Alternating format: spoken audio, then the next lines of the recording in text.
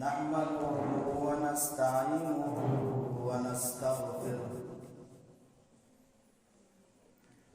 ونعوذ بالله من شرور أنفسنا ومن سيئات أعمالنا من يهده الله فلا مضل له ومن يضلله فلا هادي له وأشهد أن لا إله إلا الله وحده لا شريك له وأشهد أن محمدا عبده ورسوله أما بعد فإن خير الحديث كتاب الله وخير الهدي هدي محمد صلى الله عليه وسلم وشر الأمور محدثاتها وكل محدثة بدعة وكل بدعة ضلالة وكل ضلالة في النار. أعوذ بالله من السميع العليم من الشيطان الرجيم. بسم الله الرحمن الرحيم.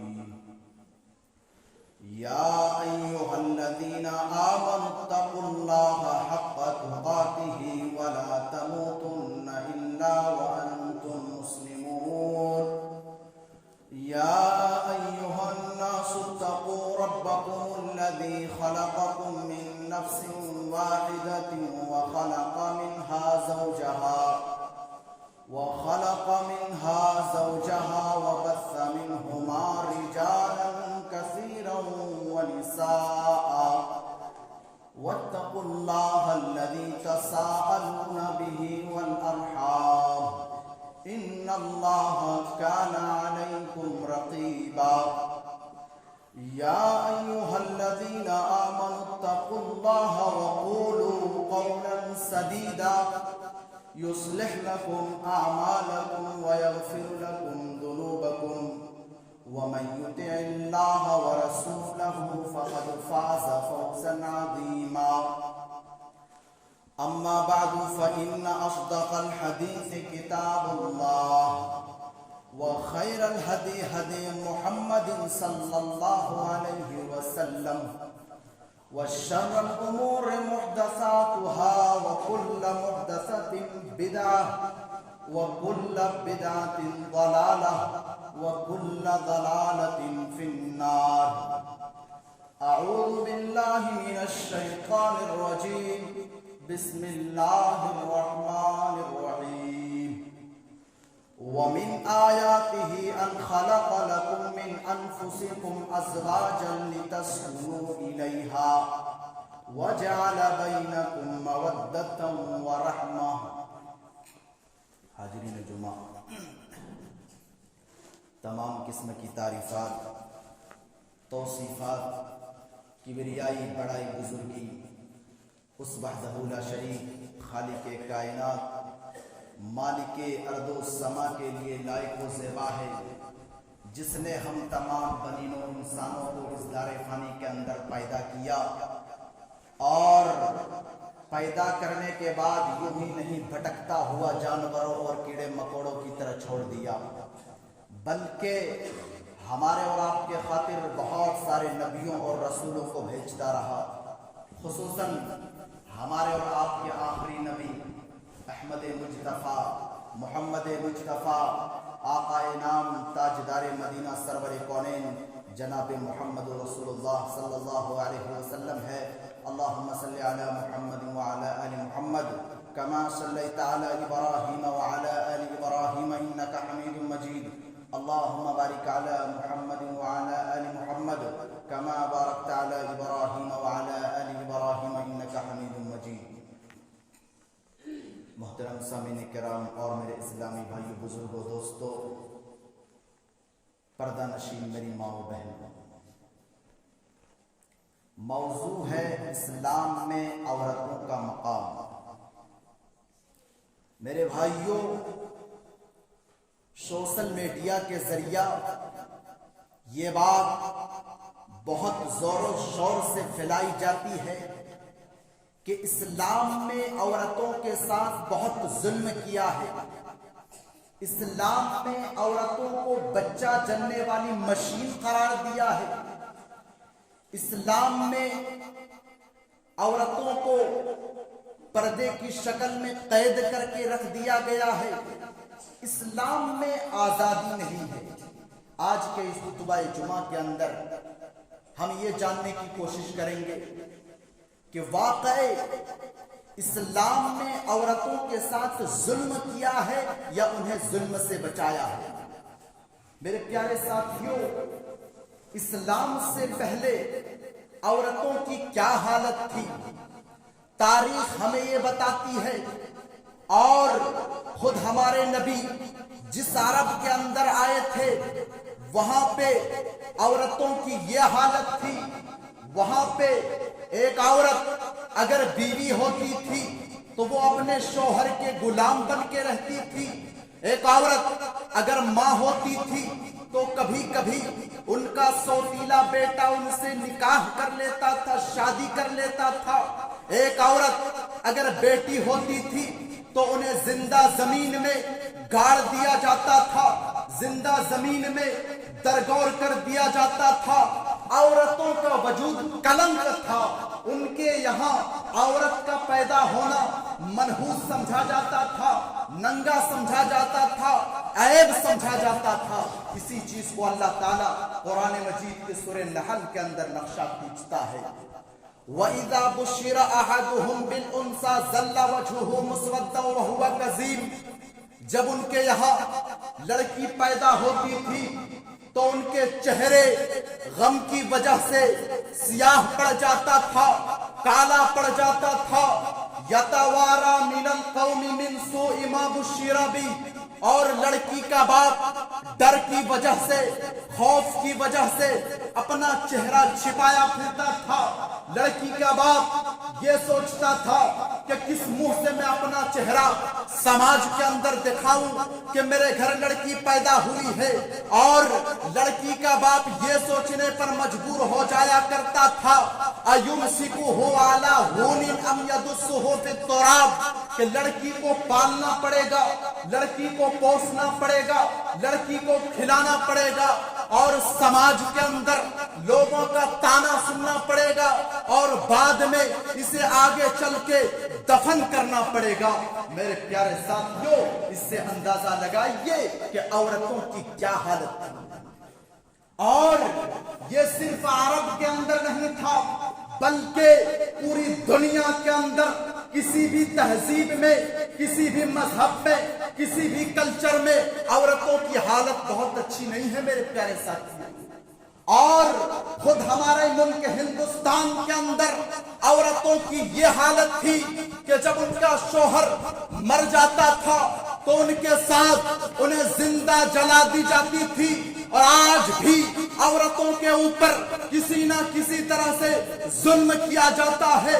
کہیں پہ جہیز کے نام پہ انہیں زندہ جلا دی جاتی ہے تو کہیں پہ اس کے جسم کو کسی دھار دھار چیز سے تار تار کر دیا جاتا ہے. میرے پیارے ساتھیوں، اسلام نے عورتوں کا کیا مقام دیا ہے؟ اگر آپ اس بات کو سمجھنا چاہتے ہیں تو سب سے پہلے آپ یہ سمجھ لیجئے کہ عورت کی 4 بنیادی حیثیت ہوتی ہے. عورت یا تو ماں ہو سکتی ہے، عورت یا تو بیوی ہو سکتی ہے، عورت یا تو بیٹی ہو سکتی ہے، عورت یا تو بہن ہو سکتی ہے. اور ان 4 حیثیتوں میں اسلام نے عورتوں کا کیا مقام و مرتبہ دیا ہے ذرا قرآن مجید کا مطالعہ کر کے دیکھیے. یہی عورت اگر ماں ہوتی ہے تو قرآن و حدیث میں ماں کا وہ مقام و مرتبہ بتلایا ہے جو باپ کا نہیں بتلایا ہے. قرآن مجید کے اندر اللہ تعالیٰ نے جہاں جہاں بھی ماں باپ کا ذکر کیا ہے اللہ تعالیٰ نے دونوں کے ساتھ حسن سلوک کرنے کی تعلیم دی ہے، لیکن ماں کا احسانات کو خاص طور سے بیان کیا ہے. قرآن مجید اٹھائیے، سورہ لقمان کے اندر اللہ کہتا ہے وَوَصَّيْنَا الْإِنسَانَ بِوَالِدَيْهِ حَمَلَتْهُ أُمُّهُ وَهْنًا عَلَى وَهْنٍ او لوگوں ہم نے تمہیں یہ حکم دیا ہے کہ تم اپنے ماں باپ کے ساتھ اچھا برتاؤ کر، ہم نے تمہیں یہ حکم دیا ہے کہ تم اپنی ماں کے ساتھ بھی اچھا سلوک کر، اپنے باپ کے ساتھ بھی اچھا سلوک کر، لیکن او لوگوں حملتہ امہ، تمہاری ماں نے تمہیں بہت مشکلوں سے جنا ہے، تمہاری ماں نے تمہیں بہت مشکلوں سے پیدا کیا ہے۔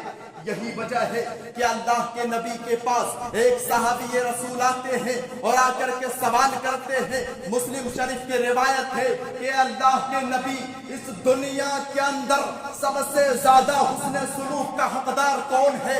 اللہ کے نبی فرماتے ہیں، مسلم شریف کے الفاظ ہے، من احب الناس بحسن صحابتی، کہ تم اپنی ماں کے ساتھ اچھا سلوک کر، اپنی ماں کے ساتھ اچھا برتاؤ کر۔ دوسرے مرتبہ وہ صحابی رسول سوال کرتے ہیں، اے اللہ کے نبی دوسرے نمبر پر کس کا مقام و مرتبہ ہے؟ پھر اللہ کے نبی کہتے ہیں کہ تم اپنی ماں کے ساتھ اچھا برتاؤ کر۔ تیسری مرتبہ وہ صحابی رسول سوال کرتے ہیں، اے اللہ کے نبی تیسرے نمبر پر کس کا مقام و مرتبہ ہے؟ اللہ کے نبی پھر کہتے ہیں کہ تم اپنی ماں کے ساتھ اچھا سلوک کر۔ چوتھی مرتبہ وہ صحابی رسول سوال کرتے ہیں، اے اللہ کے نبی چوتھے نمبر پر کس کا مقام و مرتبہ ہے؟ تب جا کر کے اللہ کے نبی فرماتے ہیں کہ تم اپنے باپ کے ساتھ اچھا سلوک کر، اپنے باپ کے ساتھ اچھا برتاؤ کر۔ ماں کا درجہ باپ سے 3 گنا زیادہ ہے، لیکن اس کا یہ مطلب نہیں کہ باپ کا توہین کی جا رہی ہے۔ باپ کے ساتھ بھی اچھا سلوک کرنا ہے، باپ کے ساتھ بھی اچھے سے پیش آنا ہے، باپ کے ساتھ بھی اچھا برتاؤ کرنا ہے، لیکن ماں 3 کام اس طرح کرتی ہے جو باپ نہیں کرتا ہے۔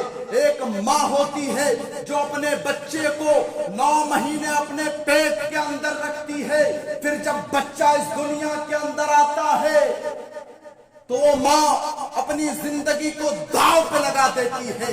یہ ماں کرتی ہے، یہ باپ نہیں کرتا ہے۔ پھر جب بچہ اس دنیا کے اندر آتا ہے تو اللہ تعالیٰ دودھ کی شکل میں ماں کے خون کو بچے کے لیے غذا بنا دیتا ہے، اور وہ ماں اپنے بچے کو 2 سال تک دودھ پلاتی ہے۔ تو 3 کام اس طرح ہے جو ماں کرتی ہے وہ باپ نہیں کرتا ہے۔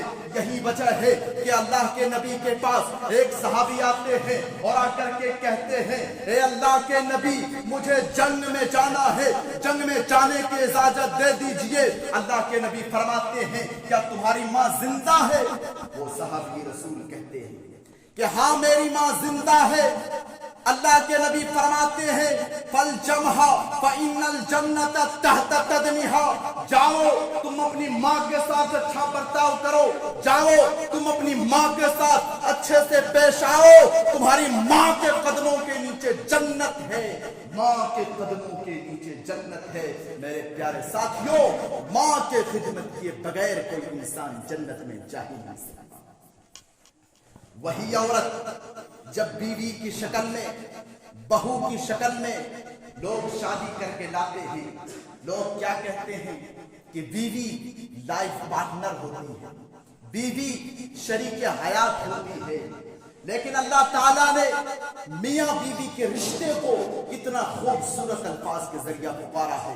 قرآن مجید اٹھائیے، سورہ روم اٹھائیے، اللہ کہتا ہے وَمِنْ آيَاتِهِ أَنْ خَلَقَ لَكُمْ مِنْ أَنفُسِكُمْ أَزْوَاجًا لِتَسْكُنُوا إِلَيْهَا۔ اللہ تعالیٰ کی نشانیوں میں سے ایک نشانی یہ بھی ہے کہ اللہ تعالیٰ نے تمہارے لیے تمہاری بیویوں کو بنایا ہے، اللہ تعالیٰ نے تمہیں جوڑے جوڑے پیدا کیا ہے، اللہ تعالیٰ نے تمہیں سنگل نہیں بنایا، اللہ تعالیٰ نے تمہیں اکیلا پیدا نہیں کیا، لِتَسْكُنُوا إِلَيْهَا، تاکہ تم ان سے سکون حاصل کرو۔ اور بیوی ذہنی اذیتوں سے بھی پاک رکھتی ہے۔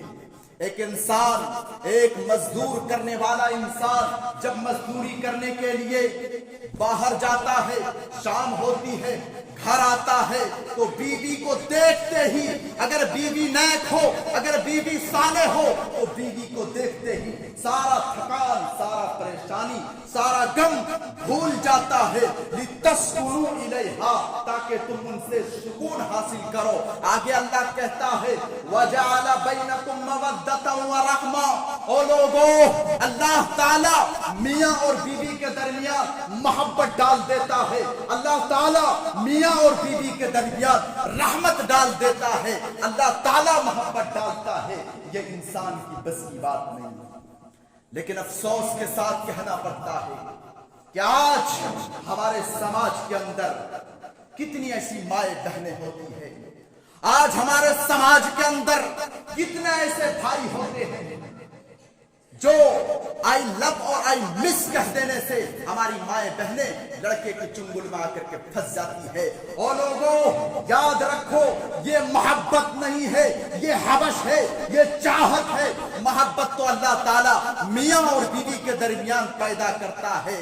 میرے پیارے ساتھیوں, ابھی شادی ہوتی ہے, شادی کے کچھ مہینے گزرتے ہی 1 مہینے کے بعد جب شوہر کہیں کام سے باہر جانے لگتا ہے تو بیوی کی آنکھ سے آنسو بہنے لگتی ہے, بیوی کی آنکھ سے آنسو ڈبڈبانے لگتی ہے. یہ محبت ہے میرے پیارے ساتھیوں, یہ محبت ہے. یہ محبت اللہ تعالیٰ میاں اور بیوی کے درمیان پیدا کرتا ہے.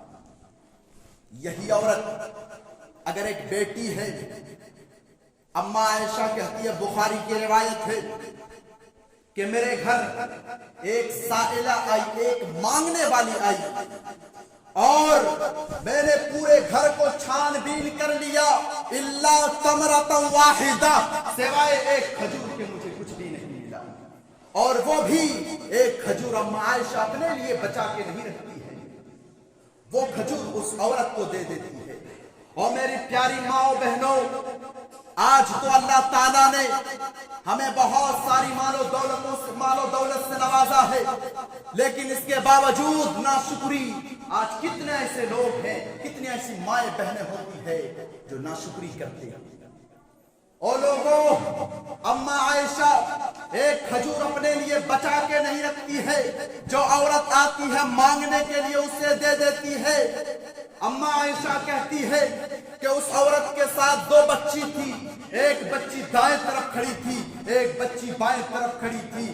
حدیث کے الفاظ ہے فشقها اثنتین, وہ عورت کھجور کو 2 ٹکڑا کرتی ہے اور ایک ٹکڑا جو دائیں طرف جو بچی کھڑی تھی اسے دے دیتی ہے, اور ایک ٹکڑا جو بائیں طرف جو بچی کھڑی تھی اسے دے دیتی ہے. اماں عائشہ کہتی ہے, بخاری کے الفاظ ہے وَلَمْ تَعْكُلْ مِنْهَا شَيْئًا, وہ عورت خود نہیں کھاتی ہے, حالانکہ اس کے چہرے پر بھی بھوک کے نشان ظاہر تھے, اس کے چہرے پر بھی بھوک کے آثار ظاہر تھے, لیکن وہ عورت خود نہیں کھاتی ہے.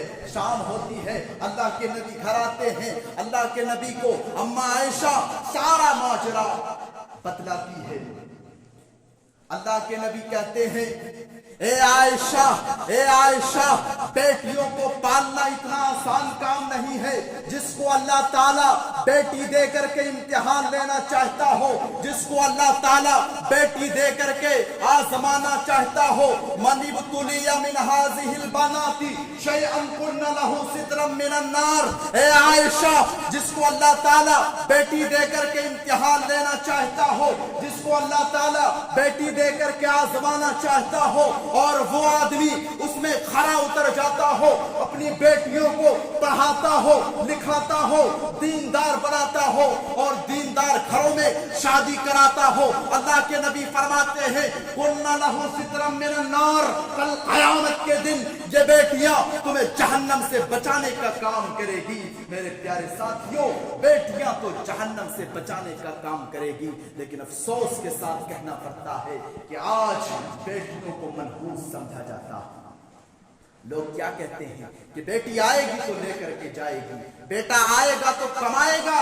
یہ کوئی نئی سوچ نہیں ہے میرے پیارے ساتھیوں, یہ آج سے 1400 سال پرانی سوچ ہے.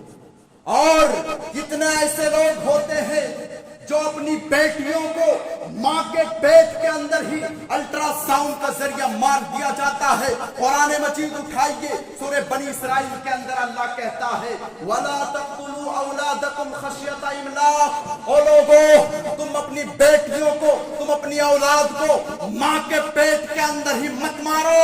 पेट के डर से अपनी बेटियों को मत मारो। बेटी आती है अपनी किस्मत लेकर के आती है, बेटा आता है अपना मुकद्दर लेकर के आता है। नहनु नर्ज़ुकुहुम व इय्याकुम, ये रिस्क देना तो मेरा काम है, तुम बेटियों को पेट के डर से मत मारो। मेरे प्यारे साथियों, आज बेटियों को जो है कोई हैसियत नहीं है, बेटियों को मनहूस समझा जाता है। ओ लोगों, अगर बेटियां मनहूस होती तो मेरे नबी को 4-4 बेटियां ना देता। और मेरे नबी ने तो अपनी बेटियों को बहुत शौक से पाला है। मेरे नबी की एक बेटी हजरत ज़ैनब, जब इनका शोहर अबुलास कैद होकर के आता है, हजरत ज़ैनब जाती है और जाकर के कहती है कि ये मेरा हार ले लो और मेरे शोहर अबुलास को रिहा कर दो, मेरे शोहर अबुलास को छोड़ दो। हजरत ज़ैनब रो रही है। अल्लाह के नबी की नजर जब हजरत ज़ैनब के ऊपर पड़ती है तो अल्लाह के नबी की आंख से भी आंसू बहने लगते हैं। अल्लाह के नबी कहते हैं, ओ मेरे सहाबा, अगर हो सके तो मेरे दामाद अब्बास को रिहा कर दो, और हो सके तो ये जो हजरत ज़ैनब जो हार लेकर के आई है, हो सके तो ये हार इन्हें वापस कर दो। ये हार इनकी माँ हजरत खतीजा ने इन्हें निकाह के वक्त दी थी, हो सके तो ये हार भी वापस कर दो। मेरे प्यारे साथियों, अल्लाह के नबी ने तो, हमारे नबी ने तो अपनी बेटियों को बहुत शौक से पाला है। मेरे प्यारे साथियों, बेटियों को मनहूस मत समझो। और मेरे नबी की एक छोटी बेटी हजरत फातिमा जब अल्लाह के नबी के घर आती थी, अल्लाह के नबी के घर जब आते थे तो अल्लाह के नबी स्वागत के लिए, इस्तकबाल के लिए खड़े हो जाते थे और अपने पास, अपने बगल में अपनी कुर्सी पे अल्लाह के नबी बैठाते थे। मेरे प्यारे साथियों, ये बेटियां तो कल क़यामत के दिन अल्लाह ताला के यहाँ तुम्हें जहन्नम से बचाने की काम करेगी। बेटियों को मनहूस मत समझो और बेटियों को पेट के डर से माँ के पेट के अंदर कत्ल मत करो। यही औरत अगर एक बहन है तो बहन भाई के लिए रहमत बन करके आती है। अल्लाह के नबी फरमाते हैं, मन काना लहू सलासु बनातिन औ तावातिन, अल्लाह ताला जिसको 3 बेटियां दे दे, या अल्लाह ताला जिसको 3 बहनें दे दे, और वो बाप अपनी बेटियों को और वो भाई अपनी बहनों को फ़अल्लमा हुन्ना, उसको पढ़ाए लिखाए, वअद्दबा हुन्ना, और उसको दीनदार बनाए, तो कल क़यामत के दिन अल्लाह ताला के यहाँ उस बाप को अपनी बेटियों को पढ़ाने की वजह से और उस भाई को अपनी बहनों को पढ़ाने की वजह से कल क़यामत के दिन अल्लाह ताला के यहाँ उस इंसान को अल्लाह ताला के यहाँ जन्नत में अल्लाह ताला दाखिल करेगा।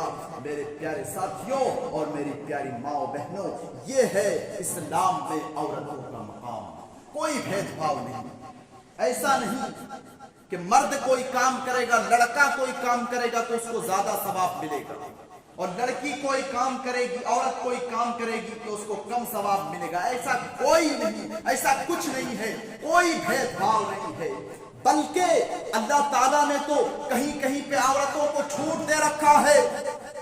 रमजान का महीना आता है, मर्द को पूरे 30 रोजे रखने हैं, लेकिन औरत चूंकि उनके अय्याम के दिन आ जाते हैं, वो 30 रोजे नहीं रख सकती है।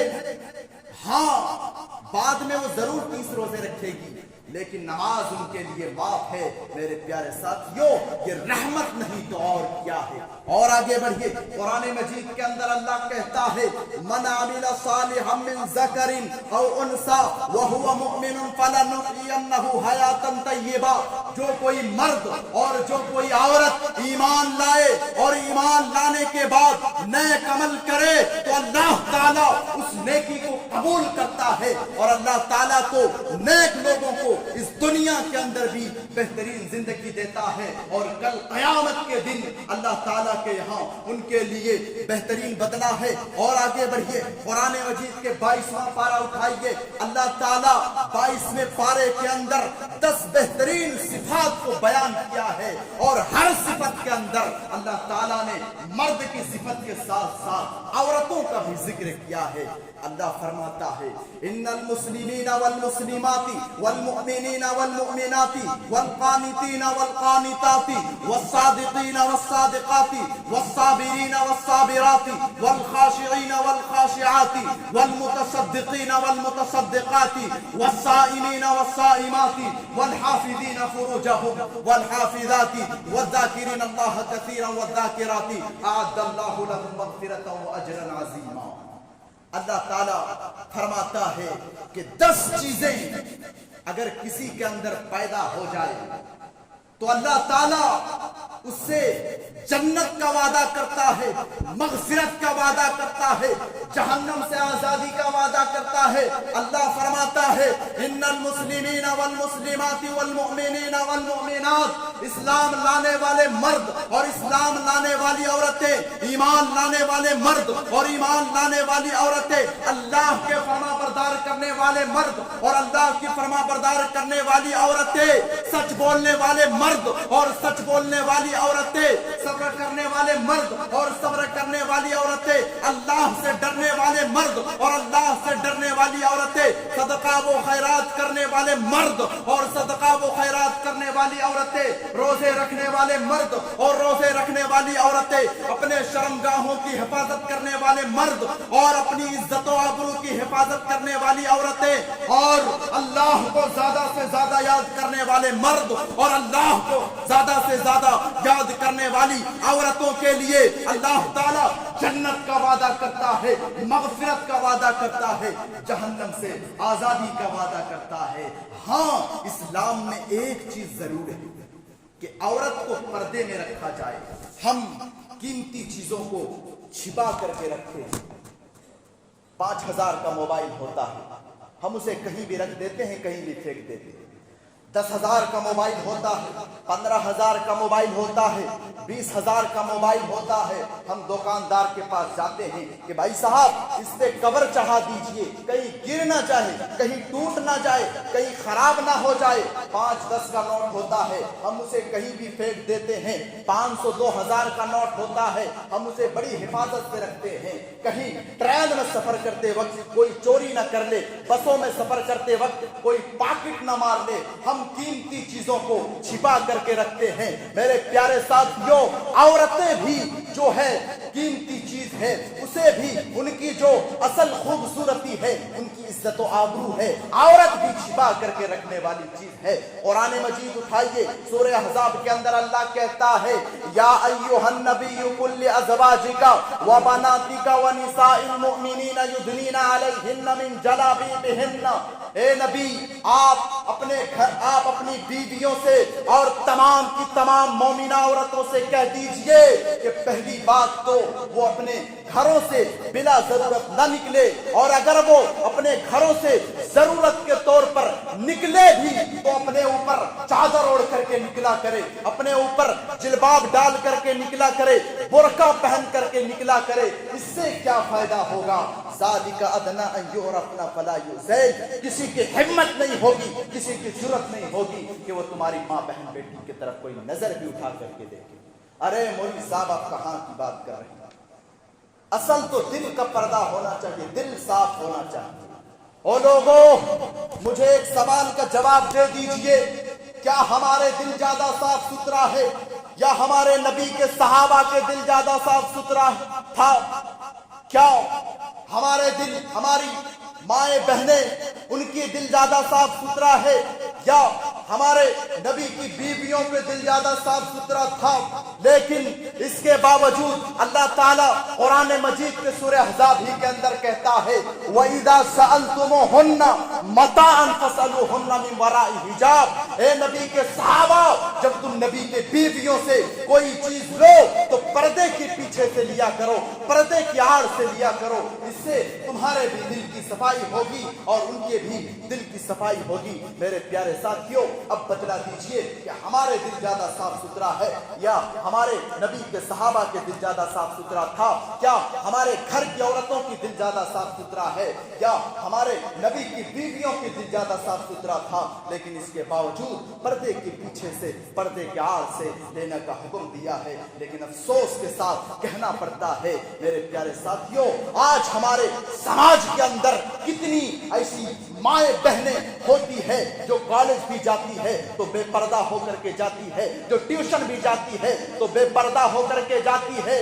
اور یہی وجہ ہے کہ میں نے ابھی کچھ مہینے پہلے میں نے ویڈیو کے اندر دیکھا تھا، میں نے پڑھا تھا کہ اتر پردیش کے اعظم گڑھ کے ڈسٹرکٹ کے اندر ایک مسلم نوجوان لڑکی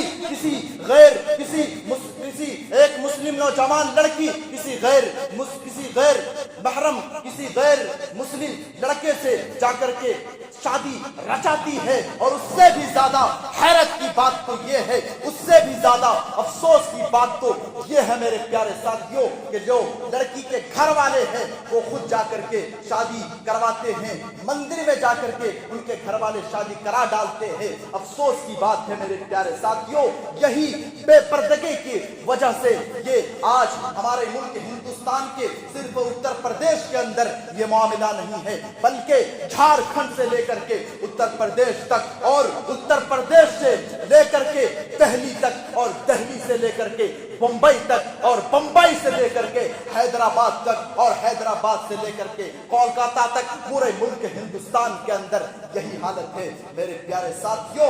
ان کے یہاں عورتوں کا جو ہے مسجد میں جانا جو ہے فتنہ ہے، لیکن ان کے یہاں عورتوں کا بازار میں جانا فتنہ نہیں ہے میرے پیارے ساتھیوں۔ اسلام نے عورتوں کے اوپر ظلم نہیں کیا ہے، انہیں تو ظلم سے بچایا ہے میرے پیارے ساتھیوں۔ اسلام تو عورتوں کے اوپر ظلم نہیں کرتا ہے، بلکہ اسلام تو عورتوں کو جو ہے انہیں ظلم سے بچایا ہے میرے پیارے ساتھیوں۔ آئیے ہم سب مل کر اللہ رب العالمین سے دعا کرتے ہیں کہ اللہ رب العالمین ہم سب کو ایک اللہ کی عبادت کرنے والا بنا دے۔ اے اللہ رب العالمین ہم میں سے جو شخص بھی بیمار ہے اے اللہ تو ان کی بیماری کو دور کر دے۔ اے اللہ رب العالمین ہم میں سے جو شخص بھی قرض دار ہے اے اللہ تو ان کی قرض کو ادائیگی کرا دے۔ اے اللہ رب العالمین ہم میں سے جہاں جہاں بھی مسلمان پریشان حال ہے اے اللہ تو ان کی پریشانی کو دور کر دے۔ اے اللہ رب العالمین ہم میں سے جو شخص بھی روزی روٹی کے لیے پریشان حال ہے اے اللہ تو ان کی روزی روٹی میں مزید ترقی عطا فرما دے۔ اے اللہ رب العالمین ہماری ماؤں بہنوں کی عزت و آبرو کی حفاظت فرما۔ اے اللہ رب العالمین ہم میں سے جو شخص بھی اس روئے زمین سے جا چکا ہے اے اللہ تو انہیں کروٹ کروٹ جنت الفردوس نصیب فرما۔ اے اللہ رب العالمین ہمیں جب تک اس دنیا کے اندر زندہ رکھ، دین اسلام پہ زندہ رکھ، اور جب ہمارا خاتمہ ہو تو دین اسلام پہ ہو، توحید پہ ہو۔ آمین۔ وآخر دعوانا الحمدللہ رب العالمین۔